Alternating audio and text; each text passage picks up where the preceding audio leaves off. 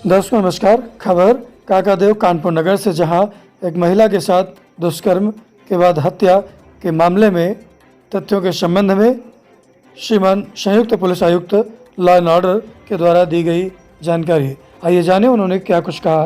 कानपुर उत्तर प्रदेश से संवाददाता संजय त्रिपाठी की report, Anglo Indian news, digital partner with Navyug Samachar Dainik.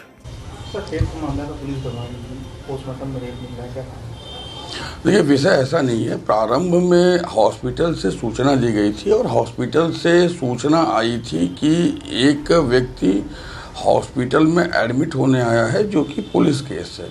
Police वहां पे पहुंची, पुलिस ने वहां पर प्राइमरली चीज़ों को एग्जामिन किया, डॉक्टर से बातचीत की और चूँकि वहाँ पर उस महिला की मृत्यु हो चुकी थी, तो उसके बाद आवश्यक जो पंचायतनामा की कार्यवाही है और जो परिजनों से बातचीत, बयान, इन्वेस्टिगेशन एंड सब्सिक्वेंटली पोस्टमार्टम और उसके बाद मुकदमा दर्ज करने की जो कार्रवाई है वो पुलिस ने किया। तो इनिशियली 302 में मुकदमा दर्ज किया गया था मर्डर में, बिकॉज वहाँ पे जो सीन ऑफ क्राइम पे चीज़ें दिखाई दी थी, कमरे में ब्लड दिखाई दिए थे, बेड पे ब्लड स्टेन दिखाई दिए थे, रूम में ब्लड के छींटे दिखाई दिए थे, बॉडी पे इंजरी दिखाई दी थी, जैसा कि हमें डॉक्टरों ने बताया था।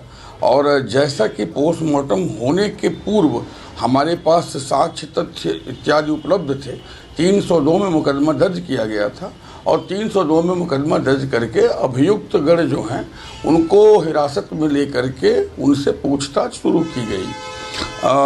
यहाँ पे जो भी एक्यूज, जो मेन एक्यूज है, वो गिरफ्तार किया जा चुका है और मेन एक्यूज मेंटली ही इज़ वेरी स्ट्रॉन्ग। और जो हमारे पास पूछताछ की मेथडोलॉजी है, जो अवेलेबल हमारे पास टेक्निक है, हमने उसका लगातार प्रयोग किया है। चूँकि अभियुक्त मानसिक रूप से बहुत मजबूत है और एक अलग श्रेणी का अभियुक्त है, तो वो समय ले रहा है और हर केस में इस प्रकार की अलग अलग स्थितियां होती हैं। हमने अब तक जो पूछताछ किया है उसमें कुछ एक चीज़ें उसने ज़रूर बताई हैं, लेकिन बहुत सी चीज़ें हैं जो अभी तक उसने नहीं बताया है। मानसिक रूप से मजबूत इस अभियुक्त की पुलिस अभिरक्षा में लिए जाने की प्रार्थना भी हम माननीय न्यायालय से कर रहे हैं।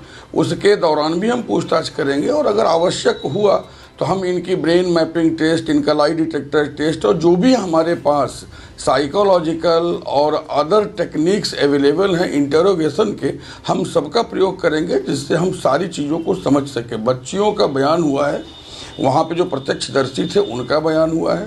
पोस्टमार्टम की रिपोर्ट में जैसे ही सेक्सुअल असॉल्ट की चीज़ सामने आई है, सेक्सुअल असॉल्ट का तथ्य सामने आया है और जो इंजरी फर्दर पोस्टमार्टम में, आफ्टर पोस्टमार्टम एग्जामिनेशन डॉक्टर्स के द्वारा बताई गई है, उसके अकॉर्डिंगली हमने सेक्शन जो है इस विवेचना में ऐड किया है और अब यह विवेचना 302 और 376 क के अंतर्गत की जा रही है।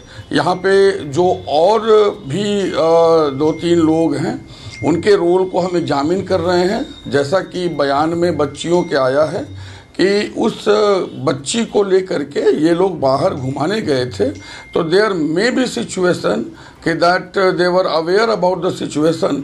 हम उस कॉन्स्पिरेसी की, उस अवेयर होने की और सभी चीज़ों से अवगत होने की जांच कर रहे हैं, टेक्निकल, ह्यूमन इंट बेस्ड और पूछताछ के द्वारा भी। जो भी उसमें आएगा तथ्य, उसके हिसाब से हम कार्रवाई करेंगे। This is very serious case, police is very serious on this. हमने किसी भी चीज़ को छुपाने का कार्य यहाँ नहीं किया है। कानपुर पुलिस ने सभी तथ्यों पर इन्वेस्टिगेशन किया है, अभियुक्तों को गिरफ्तार किया गया है, अभियुक्तों का रिमांड लिया जाएगा, आवश्यकता अनुसार ब्रेन मैपिंग टेस्ट, आवश्यकता अनुसार नार्को टेस्ट इत्यादि भी हम करने जाएंगे। और हमारी कोशिश होगी कि इस जघन्य घटना का हम तेज़ी से विवेचना करते हुए इसके फास्ट ट्रैक विचारण के लिए भी हम माननीय न्यायालय के समक्ष आवेदन करें। सभी साक्ष्यों को तरतीबवार ठीक प्रकार से हम इकट्ठा कर रहे हैं। हम इस विवेचना को मजबूत तरीके से पूरा करेंगे, जिससे कि कोई भी कमी इस विवेचना में ना रहे।